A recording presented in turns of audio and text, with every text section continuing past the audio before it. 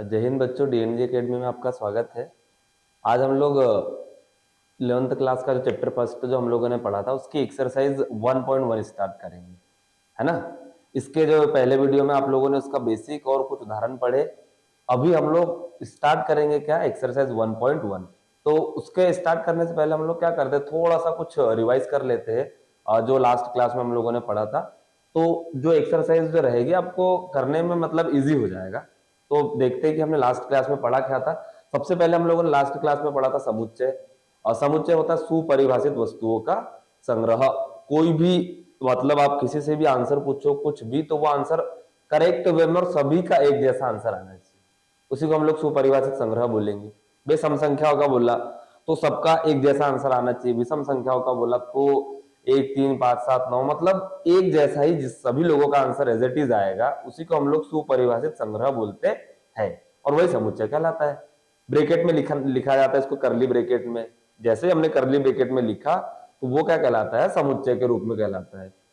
उसके बाद में हमने समुच्चय के भाग पढ़े थे, दो भागों में इसको विभाजित किया जाता है ना। पहला है रोस्टर रूप और दूसरा समुच्चय निर्माण। रोस्टर रूप जो होता है, समुच्चय ब्रैकेट में लिख दो कोई भी संख्याओं को, रोस्टर रूप कहलाता है। और समुच्चय निर्माण में क्या होता है, जो आपको रोस्टर रूप में दिया होगा उसको समुच्चय निर्माण में लिखना पड़ता है। तो एक इस प्रकार है कि 1 से 10 से छोटी वास्तविक संख्या है, या फिर जो भी आप बोलना चाहो वो आ जाता है। हमने लास्ट क्लास में इसको पढ़ा भी था, तो दोनों प्रकार से हमने पढ़े थे और कुछ उदाहरण भी किए थे। अभी हम लोग क्या करने वाले हैं, एक्सरसाइज जो 1.1 रहेगी उसका क्वेश्चन नंबर फर्स्ट देखेंगे कि भाई हमारे पास में जो एक्सरसाइज रहेगी प्रश्नावली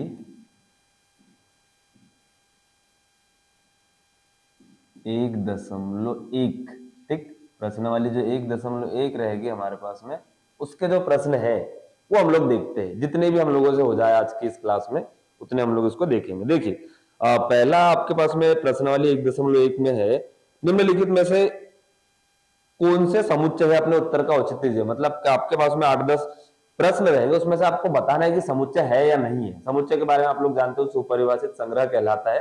अब यहाँ पे मैं प्रश्न लिख रहा हूं, आप लोगों को बताना है कि ये सुपरिभाषित संग्रह कहलाएगा या नहीं कहलाएगा।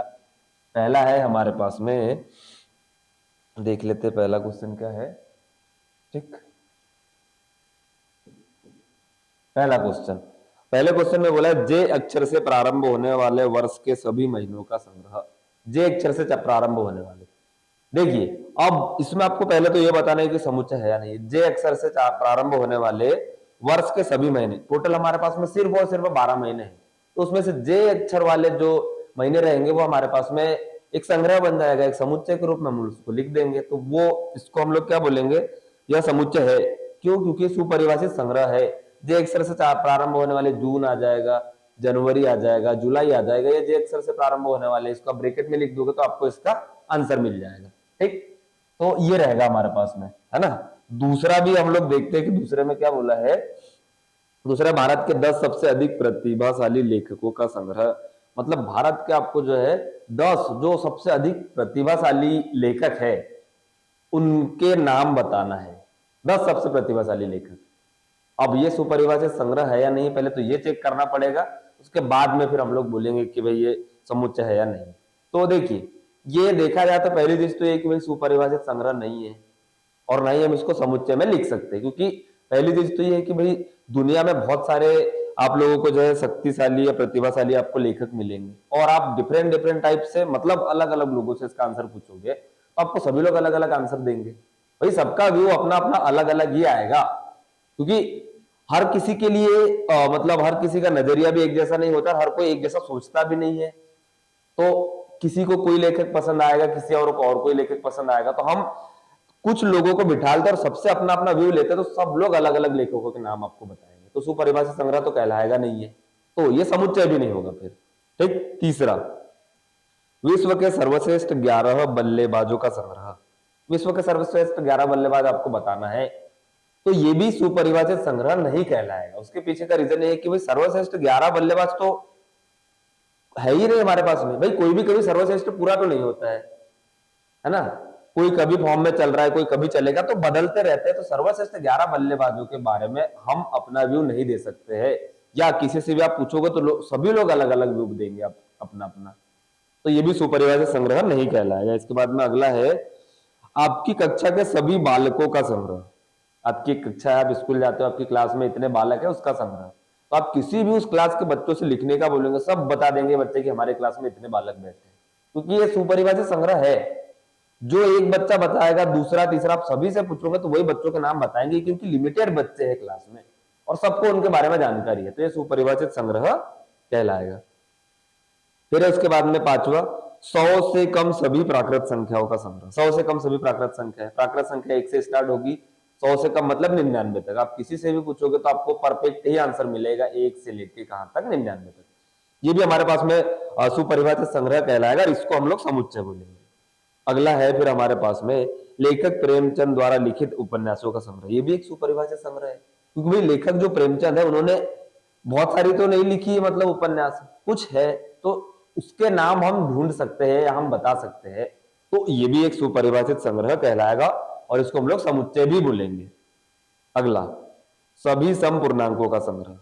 समपूर्णांक बोला है, समपूर्णांक मतलब 2, 4, 6, 8, 10, 12, तो ये कंटिन्यू चलते रहेगा, तो ये भी एक सुपरिभाषित संग्रह कहलाएगा। इसके बाद में फिर इस अध्याय में आने वाले प्रश्नों का संग्रह। इस अध्याय में आने वाले प्रश्नों का संग्रह भी सुपरिभाषित है, क्योंकि एक बुक है आपके पास में एनसीईआरटी की, उसमें तो लिमिटेड क्वेश्चन है, सबको पता है कि इतने ही क्वेश्चन है, तो उसका हम एक संग्रह बना सकते हैं। तो जैसे ही हमने संग्रह बनाया मतलब वो समुच्चय बन गया, सुपरिभाषित संग्रह कहलाया वो, जिसको हम लोग भी समुच्चय बोलेंगे। अगला है विश्व के सबसे अधिक खतरनाक जानवरों का संग्रह। ना आपको ये बताना है कि विश्व के सबसे अधिक खतरनाक जानवर, जिसका आपको संग्रह बताना है। ये आप लोग यदि सोच पाते हो तो इसको भी हम लोग सुपरिभाषित संग्रह नहीं बोलेंगे। अब क्यों नहीं बोलेंगे ये हम लोग देखते हैं। क्यों? क्योंकि जानवर जो होते हैं जरूरी नहीं कि सब खतरनाक है, पर समय आने पर कोई भी कभी भी खतरनाक हो सकता है। तो ये हम परफेक्ट नहीं बोल सकते कि भाई इतने ही खतरनाक होते हैं, बाकी कोई नहीं होता है। आप कोई भी जानवर है, आप उसको परेशान करोगे, कुछ भी करोगे तो आपके लिए वही खतरनाक हो जाएगा। तो ये भी बताना मुश्किल है, तो ये भी एक सुपरिभाषित संग्रह नहीं कहलाएगा। और जब सुपरिभाषित नहीं कहलाएगा तो समुच्चय भी नहीं कहलाएगा, है कि नहीं। तो इस प्रकार से जो है हमने टोटल जो है 5, 6, 7, 8, 9 टोटल 9 हमने जो प्रश्न पहले में थे समुच्चय है या नहीं उसके बारे में समझा। और उम्मीद करता हूं कि भाई आप लोगों को यहाँ तक का समझ भी आया होगा। और ये जो प्रश्न पहला था इससे शायद आपका समुच्चय सुपरिभाषित संग्रह का कॉन्सेप्ट भी क्लियर हो गया होगा, क्योंकि ये यदि समझ आ गया मतलब आपको पूरा ही अच्छे से आ जाएगा, है कि नहीं। क्योंकि इसी में था समुच्चय क्या होता है, सुपरिभाषित संग्रह, सभी आपको सभी प्रकार के उदाहरण मिल गए कि कौन सा समुच्चय है कौन सा नहीं है, ये समझ आ गया हमको यहाँ से। अब हम लोग अगला क्वेश्चन देखते हैं, जो प्रश्न दूसरा था अपने पास में। तो प्रश्न दूसरा अपन देख लेते क्या देख के रखा है।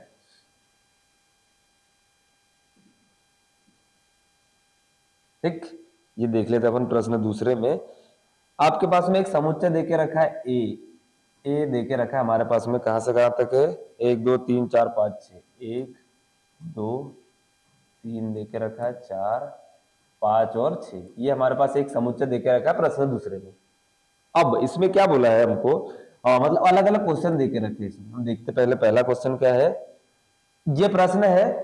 अब इसमें हमारे पास में पहला प्रश्न, उसके पहले हमने देख रिक्त स्थान दिए है, आपको इसमें दो चिन्हों का यूज करना है। एक ई बनता है हमारे पास में, या फिर इसके बाद में आएगा हमारे पास में ये ऐसा, इसमें क्रॉस लग जाएगा। तो ई बनता है, उसको आपको स्ट्रेट लाइन नहीं लेना है, ऐसा सी बनाना है, बीच में से एक लाइन खींच देना, तो ये रहेगा। इसको बोला जाता है, ये होता है हमारे पास में क्या, बिलोंग टू, ये वाला। और ये क्या रहेगा आपके पास में, डज नॉट बिलोंग टू।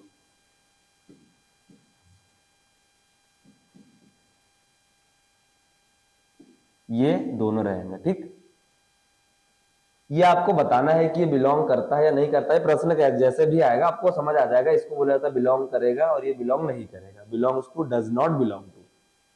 पहला इसमें हमारे पास है क्वेश्चन, क्या देके रखा है, 5 देके रखा है और डॉट डॉट दिए है और इसके बाद में ए देके रखा है। ये है आपके पास में पहला, इसी में इसमें ये आपको बताना है कि ये वाला सिंबल आएगा, ये वाला आएगा। बिलोंग्स टू मतलब ये होता है कि ए में ये 5 दिख रहा है तो बिलोंग्स टू आएगा, और नहीं है तो डज नॉट बिलोंग टू आएगा।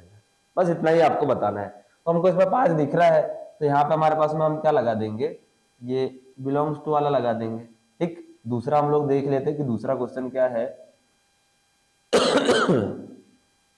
दूसरा है 8 दे के रखा है और 8 के साथ में भी ए है, तो दूसरे में भी आप लोगों को बताना 8 के साथ में ए है, तो 8 के साथ में ए है नहीं हमारे पास में, तो डज नॉट बिलोंग्स टू आ जाएगा। तीसरा है हमारे पास में 0 डॉट डॉट ए, इसका बताना है। 0 भी हमको नहीं दिख रहा है इसमें, तो डज नॉट बिलोंग्स टू आएगा कि 0 इसमें, इस समुच्चय में 0 नहीं है। इस प्रकार से आपके पास में टोटल 5 6 प्रश्न रहेंगे, सेम रहेंगे, कोई भी आपको अवयव दिया रहेगा, अवयव कहलाते हैं सब, तो आपको इस प्रकार से प्रश्न दूसरा हल करना रहेगा। ठीक, तो ये हो गया हमारे पास में प्रश्न दूसरा। इसके बाकी जो भी क्वेश्चन है वो आप लोगों को कंप्लीट करना है। अब हम लोग अभी देखते हैं क्या क्वेश्चन नंबर 3। देखते हैं प्रश्न तीसरे में क्या बोला है। प्रश्न तीसरा देके रखा हमारे पास में, निम्न समुच्चय को रोस्टर रूप में लिखिए। इसको हमको क्या करना है, रोस्टर रूप क्या में लिखना है, रोस्टर रूप में लिखिए। ये क्वेश्चन में देके रखा है हमको, ये है आपके पास में प्रश्न, रोस्टर रूप में लिखिए, ये प्रश्न है। अब इसी में हमारे पास में एक पहला प्रश्न देके रखा है, तो वो पहला क्या है वो भी हम लोग देख लेते हैं। पहला है ए देके रखा है हमारे पास में, समुच्चय निर्माण में दिया रहेगा तब ही हम इसको रोस्टर रूप में बता सकते हैं। तो ये समुच्चय निर्माण में है, एक्स इस प्रकार है कि एक्स एक पूर्णांक है, एक्स क्या है, एक पूर्णांक है। ये आपके पास में प्रश्न है, जहां पे आपके पास में ये देके रखा है -3 और छोटा है बराबर है x, और यहाँ पे देके रखा है कितना 7 और ये ब्रैकेट क्लोज, मतलब ये आपको समुच्चय निर्माण में देके रखा है, क्योंकि समुच्चय निर्माण का तरीका ऐसे ही होता है। अब इसको हमको क्या करना है, रोस्टर रूप में लिखना है। रोस्टर रूप मतलब होता है सिर्फ आपको ब्रैकेट लेना है, आपके पास में आंसर आ जाएगा, और उसके अवयव लिखना है कौन कौन से कहां तक बनेंगे। अब देखो -3 से आपको +7 तक में बोला है, तो -3 से 7 तक बोला, तो हम लोग पहले लिख लेते हैं, फिर मैं बताऊंगा उसके पीछे का रीजन, कौन सा नंबर आएगा कौन सा नहीं। ये हमारे पास में क्या देके रखा है, -3 आ जाएगा, -2, -1, 0 आ जाएगा, 1, 2, 3 आ जाएगा, 4 आ जाएगा, 5 आ जाएगा, 6 आ जाएगा, और ये हमने ब्रैकेट क्लोज कर दिया। ये हमारे पास में इसका रोस्टर रूप आ गया। अब यहाँ हमने -3 ले लिया, यहाँ पे 7 नहीं लिया, 6 पे क्लोज कर दिया। उसके पीछे का रीजन भी हम लोग देख लेते हैं। उसके पीछे का रीजन क्या होता है कि यदि किसी के पास में छोटा या बड़ा जो चिन्ह होता है उसके साथ बराबरी का चिन्ह आता है तो उस संख्या को शामिल किया जाता है, अदरवाइज उस संख्या को छोड़ दिया जाता है। यहाँ पे हमने एक चीज नहीं लिखी है, उसको भी हम लोग थोड़ा सा पहले देख लेते हैं, क्योंकि यहाँ का हम चिन्ह लगाना भूल गए।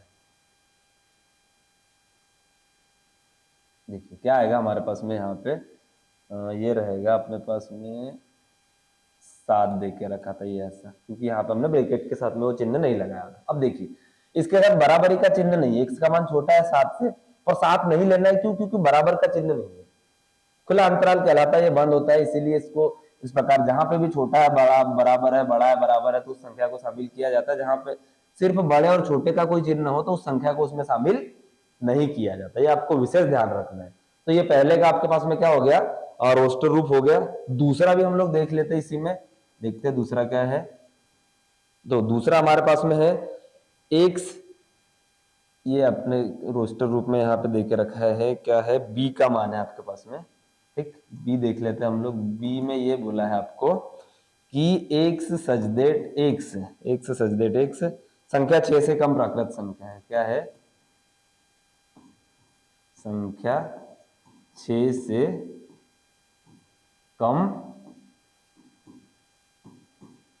प्राकृत संख्या है, ये आपके पास में प्रश्न देके रखा है। संख्या 6 से कम प्राकृत संख्या, 6 या 6 से कम नहीं बोला, सिर्फ 6 से कम बोला है। तो 6 से कम में क्या आएगा वो हम लोग देखें। 6 से कम मतलब प्राकृत संख्या बोला है, 1, 2, 3 आ जाएगा, 4 आ जाएगा, 5 आ जाएगा। 6 या 6 से कम नहीं बोला, 6 से कम मतलब 6 को शामिल नहीं करना है इसमें, तो हमारे पास में सिर्फ 5 तक आएगा यहाँ पे। ये हो गया दूसरा अपने पास में कंप्लीट। अब हम लोग तीसरा देखते हैं, तीसरे में क्या बोला है। तीसरा है हमारे पास में x सजदेट x 2 अंकों की ऐसी प्राकृत संख्या है जिनके अंकों का योग योगफल 8 है, 2 अंकों की क्या है, प्राकृत संख्या, जिसमें अंकों का योगफल कितना दिया है हमारे पास में, अंकों का योगफल देके रखा है कितना, 8। ये हो गया, यहाँ ब्रैकेट क्लोज कर दिया है, समुच्चय निर्माण में लिखा है। हमको इसको क्या में बताना है, रोस्टर रूप में बताना है, जो प्रश्न में ही देके रखा है हमको। ठीक, चलिए क्या है, 2 अंकों की ऐसी संख्या लेना है, प्राकृत संख्या धनात्मक लेना, 1 के बाद की संख्या लेना है आपको, क्योंकि यहाँ पे क्या बोला है, 2 अंकों की क्या बोला है, प्राकृत संख्या, जिसके अंकों का योगफल क्या आ जाएगा हमारे पास में, 8 आ जाएगा। तो इसमें हम लोग देख लेते कौन कौन सी संख्या आएगी हमारे पास में। प्राकृत बोला तो प्राकृत 1 से चालू होते, तो 1 से ही देखेंगे हम लोग।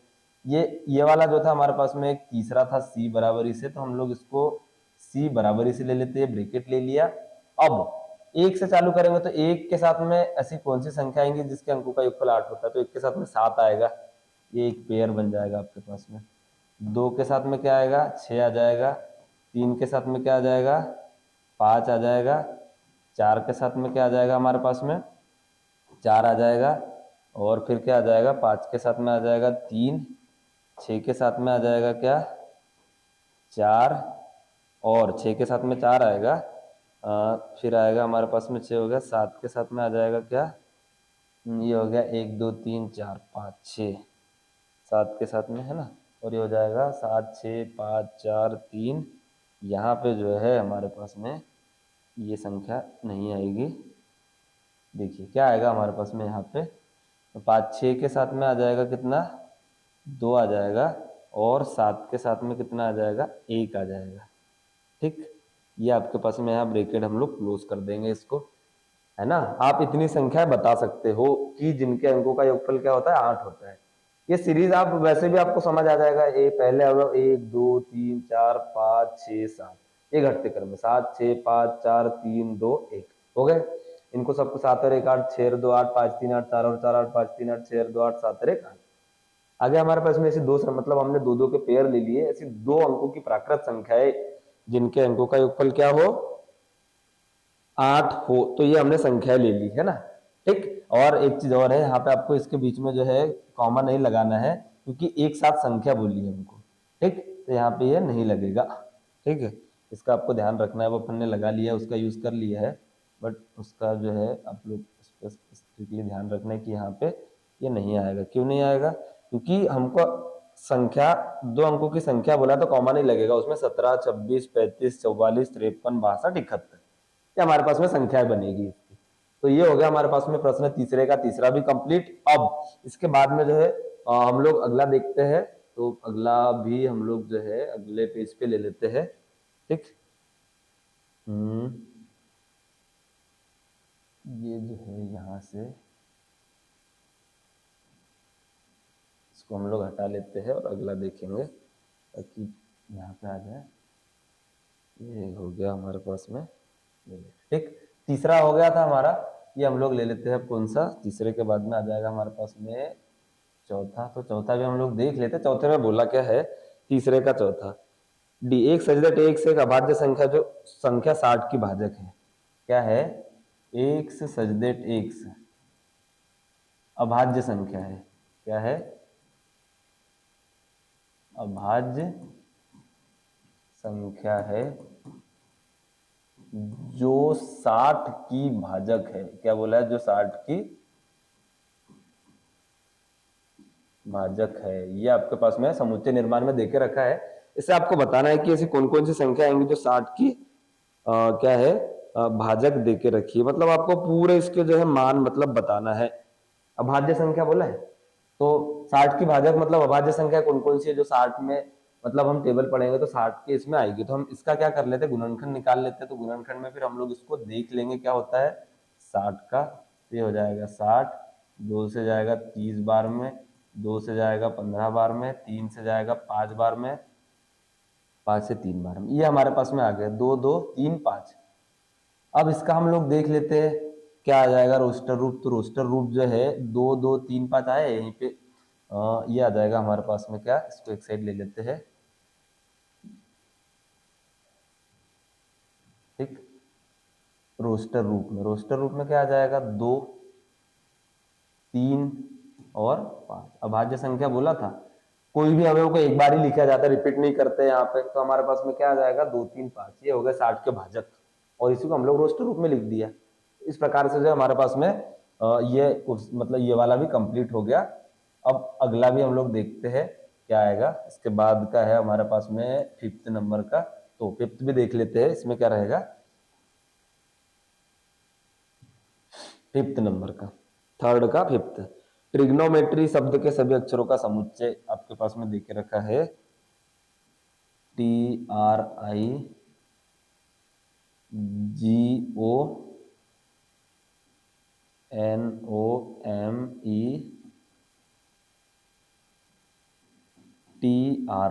ये आपके पास में देके रखा है। इसका समुच्चय आपको बताना है, रोस्टर रूप में अक्षरों का समुच्चय, तो क्या बनेगा, तो बस इसमें से लिखने का यही तरीका रहेगा आपका। आप सिंपल एक एक बार लिखना है, आपको टी आ जाएगा, ये हो जाएगा RIGONO, नहीं लिखेंगे हम लोग, MET हम लोग लिख चुके हैं। अब आ जाएगा आर भी लिख दिया, और इसके बाद में हम लिखेंगे क्या हुआ, तो ये आपके पास में एक समुच्चय बन जाएगा, ठीक। इसके बाद में अगला देखते हैं, अगले में क्या बोला है, ये तो हो गया हमारे पास में कंप्लीट। 6th नंबर का, 6th में क्या बोला है, BETTER,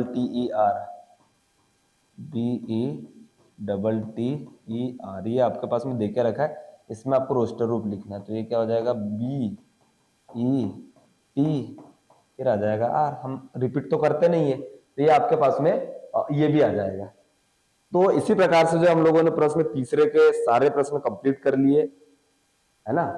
अब यहां तक का तो हम लोगों ने कर लिया रोस्टर रूप वाला। अब आप लोग इसको नोट कीजिए, और बाकी का जो है हम लोग नेक्स्ट क्लास में देखेंगे। अभी हम लोगों ने जो पहला, दूसरा और तीसरा किया, जिसमें आपको तीसरे में रोस्टर रूप बोला था। अब जो प्रश्न चौथा आएगा उससे आपको इस फॉर्म में दिया रहेगा, मतलब रोस्टर फॉर्म में दिया रहेगा, आपको बनाना किस में रहेगा, समुच्चय निर्माण में बनाना रहेगा। अपोजिट रहता है, रोस्टर रूप में दिया तो समुच्चय निर्माण में बनाएंगे, और यदि समुच्चय निर्माण में देकर रखा तो हम क्या में बनाएंगे, उसको रोस्टर रूप में बनाएंगे, ठीक। तो आप लोग ट्राई कीजिए, बाकी का फिर हम लोग देखेंगे नेक्स्ट क्लास में।